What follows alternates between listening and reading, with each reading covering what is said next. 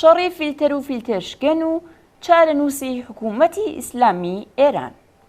عەلی خامنەیی لە سوخەنڕانی ڕۆژی 6 مانگی پوشپەڕی خۆیدا داوای لە قووەی قەزاییە کرد سزای زیاتر بۆ کاربەرانی تۆڕە کۆمەڵایەتیەکان دیاری بکەن.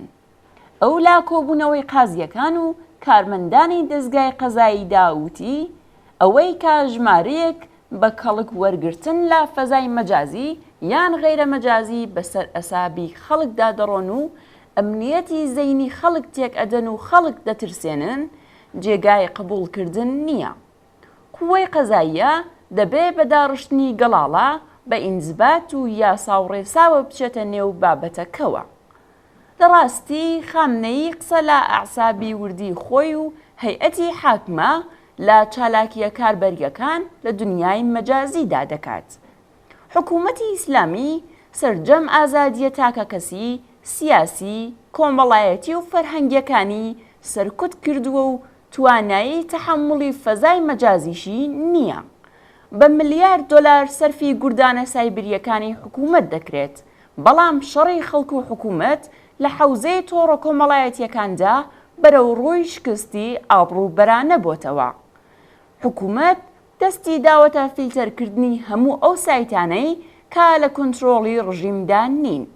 خەڵکیش بە فیلتەرشکێن سەرجەم نەخشەکانی ئیستبدادی مەسهەبیان بەرەو ڕووی شکست کردوتەوە.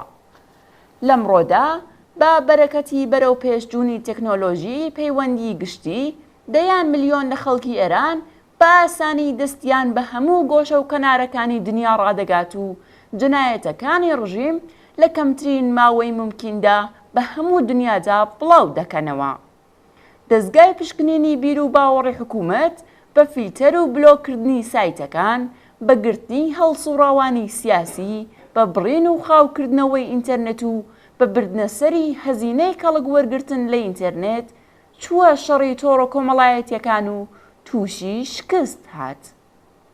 حکوومەتی ئیسلامی دژمنایەتێکی ئاشکرا و قوڵی لەگەڵ بڵاوبوونەوەی ئازادی هەواڵ، لەگەڵ دەربڕین و بڵاوکردنەوەی بۆچوونی بێسانسۆر، لەگەڵ بڵاوبوونەوەی راپۆرت و هەواڵ سەبارەت بە ڕاستیەکانی کۆمەڵ، لەگەڵ یەکێتی و پەیوەندی خەڵک بەیەکەوە، لەگەڵ چاپ و بڵاوکردنەوەی موزیک، هونەر، ئەدەبیات، فیلم، لەگەڵ پەرەدان بە زانست و زانیاری، هەیە و فەزای مەجازی مەیدانێکە کە دەستگای سانسۆڕی حکوومەت، ئەرتەشی چەقۆکێشان و ئەسید پاشەکانی حیزبوڵڵاهی ناتوانن کۆنتڕۆڵی بکەن.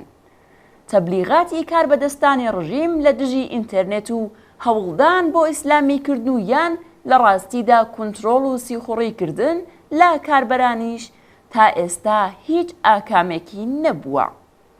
زیاتر لە 130,000 ئاخوند لە شوێنی نوێشکردنەوە تا سەدا و سیمەی ڕژیم دژ بە ئینتەرنێت تەبلیغ دەکەن و تا دێت بەکارهێنەرانی ئینتەرنێت زیاتر دەبێت.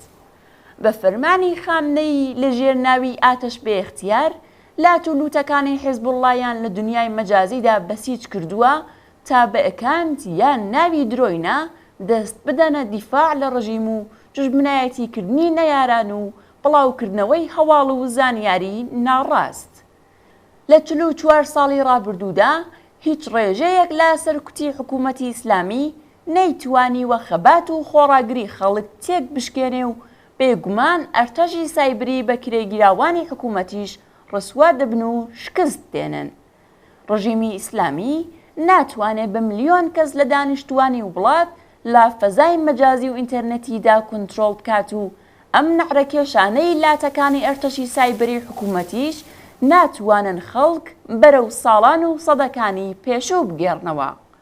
لاوان، ژنان، خەڵکی تێکۆشەر لە کوردستان و باقی شوێنەکانی دیکەی ئێران فەزای مەجازیان کردوتە بەرەی شەڕ دژ بە درۆ، گەندەڵی، ڕیاکاری و بەگشتی دژ بە نیزامی کۆنەپەرستی ئیسلامی. پەیوەندی خەڵک لە فەزای مەجازیدا پەیوەندیەکی دوولایەنە و یان چەند لایەنەیە. نەتەنیا باس لە بێمافی خۆیان دەکەن، بەڵکو شاهید و چاودێری دەستکەوتەکانی خەباتی خەڵک لە هەموو گۆشە و کەناری دنیاشن.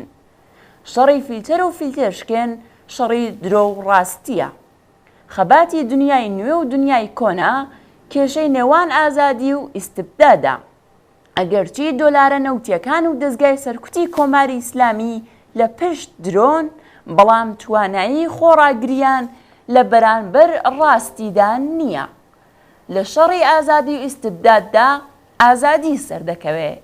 لە کێشەی نێوان درۆ و ڕیاکاری ئیسلامیدا زانست و زانیاری سەرکەوتووە. خامنەئی و هاوبەشەکانی ناتوانن فەزای مەجازی بەچۆکدا بێنن. ئەوە زانست و تەکنۆلۆژی، زانیاری و وشیاریە کە سەرنجام ئەوان بەچۆکدا دێنێ. فیلتەرشکێن ئیرادەی ئازادی خەڵکە بۆ گەیشتن بە ئازادی و مافە ئینسانیەکانیان. فیلتر هێمای حکوومەتی ئیسلامیە کە لەگەڵ ئازادی، مافەکانی مرۆڤ، تازەگەری، دادپەروەری یەکسانی ناکۆکە و بەدناچاری تووشی شکست دەبێت. ئەعسابی عەلی خامنەیی بەدەست ئیرادەی لە شکان نەهاتووی خەڵکەوە شێواوە و زۆری پێ ناچێت خەڵک ڕادەپەڕن و کۆتایی بە تەمەنی حکوومەتی ئیسلامی دێنن.